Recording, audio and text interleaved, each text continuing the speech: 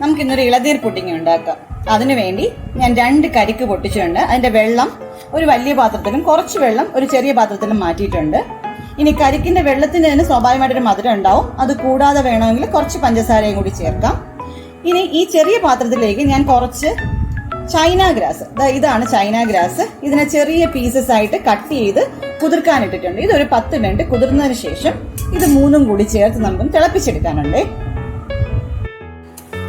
China grass നല്ലോണം അലിഞ്ഞു ചേർന്നിട്ടുണ്ട്, വെള്ളം നല്ലോണം തിളച്ചിട്ടുമുണ്ട്. ഇതൊന്ന് തണുത്തതിന് ശേഷം അരിച്ച് നമുക്കൊരു ട്രേയിലാക്കി ഫ്രിഡ്ജിൽ വെച്ച് തണുപ്പിച്ചെടുക്കണം. ഇനി ആ പൊട്ടിച്ച കരിക്കിന്റെ നാമ്പിലേക്ക് മധുരത്തിന് ആവശ്യമായ പഞ്ചസാരയും കുറച്ച് പാലും ചേർത്ത് മിക്സിയിൽ നന്നായിട്ട് അരച്ചെടുക്കാം. 1/2 ലിറ്റർ പാല് ഞാൻ തിളപ്പിച്ചെടുത്തിട്ടുണ്ട്. ഈ തിളച്ച പാലിലേക്ക് തീ ഒന്ന് കുറച്ച് വെച്ചതിന് ശേഷം നേരത്തെ നമ്മൾ അരച്ചെടുത്ത കരിക്ക്, പാല്, പഞ്ചസാര ആ മിശ്രിതം ഒന്ന് ചേർത്ത് കൊടുത്ത് വേവിച്ചെടുക്കാം.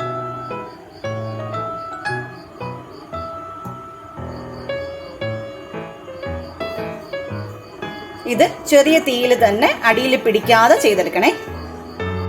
കരിക്ക് ചേർത്ത പാല് നല്ലോണം തിളച്ച് കരിക്കൊക്കെ വെന്തിട്ടുണ്ട്. ഈ സമയത്ത് ആവശ്യത്തിന് മധുരമുണ്ടോ എന്നൊന്ന് നോക്കിക്കോണേ. ഇല്ലെങ്കിൽ ആവശ്യത്തിനുള്ള പഞ്ചസാര കൂടി ചേർത്ത് കൊടുക്കണം. ഇനി ഇതിലേക്ക് ഞാനൊരല്പം കോൺഫ്ലവർ പാലിൽ കലക്കിയത് ഒഴിച്ചു കൊടുക്കുകയാണ്. ഇത് ഒരു തിക്കനിങ് ഏജന്റ് ആണ്. ഇത് ഒഴിച്ച് നമുക്കൊന്ന് കുറുക്കിയെടുക്കാം.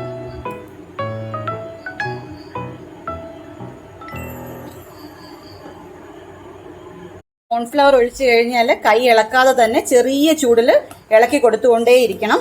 ഇല്ലെങ്കിൽ കട്ടി പിടിച്ചു പോവും. അത് സൂക്ഷിക്കണേ.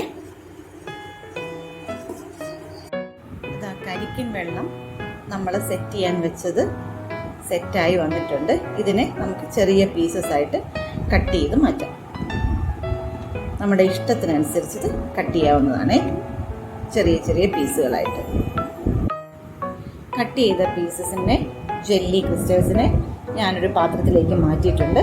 അതേ പാത്രത്തിലേക്ക് തന്നെ നേരത്തെ തയ്യാറാക്കി വെച്ചിരിക്കുന്ന പാലും കരിക്കും ചേർന്ന് മിശ്രിതം ഒഴിച്ച് തണുക്കാനായിട്ട് സെറ്റ് ചെയ്ത് വെക്കാം.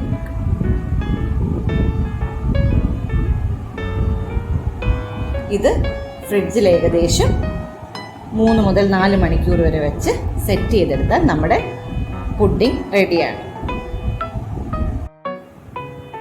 അങ്ങനെ നമ്മുടെ പുഡിംഗ് ഇതാ റെഡിയായി വന്നിട്ടുണ്ട്. ഇതിൻ്റെ മുകളിൽ ഞാൻ കുറച്ച് റോസ്റ്റ് ചെയ്ത കാഷ്യൂനട്ട് ഇട്ട് ഡെക്കറേറ്റ് ചെയ്തിട്ടുണ്ട്. അപ്പം എല്ലാവരും ഇതൊന്ന് ട്രൈ ചെയ്ത് നോക്കണേ. വളരെ ടേസ്റ്റിയായ ഇളനീർ പുഡിംഗ് തയ്യാറാണ്. Thank you.